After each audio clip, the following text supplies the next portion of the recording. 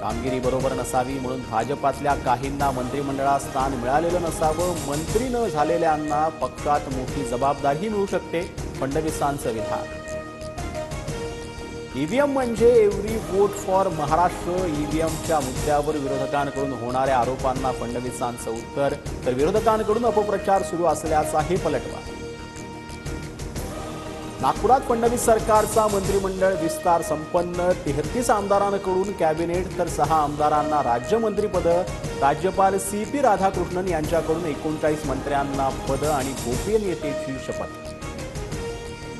मंत्रिमंडळ विस्तारात 20 नव्या चेहऱ्यांना मंत्रिपदाची संधी. भाजपच्या 9, शिवसेना शिंदे गटाच्या 6 तर राष्ट्रवादी अजित पवार गटाकडून 5 नव्या चेहऱ्यांना मंत्रिमंडळात स्थान. भाजपच्या 19 आमदारांकडून मंत्रिपदाची शपथ. बावनकुळे, चंद्रकांत पाटील, मंगलप्रभात लोढा, अतुल सावे, गणेश नाईकांसह 19 नेत्यांना मंत्रिपद. शिंदे गटाच्या 11 आमदारांना मंत्रिपदाची शपथ. शंभूराज देसाई, उदय सामंत, वरद गोगावले, संजय शिरसाट, भुसे, प्रताप सरनाईकांना मंत्रिपदाची संधी.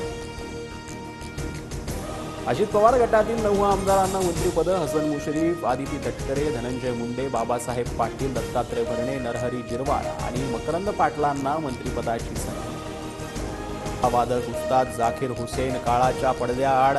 सॅन फ्रान्सिस्कोमध्ये उपचारादरम्यान घेतला अखेरचा श्वास. वयाच्या 73व्या वर्षी निधन.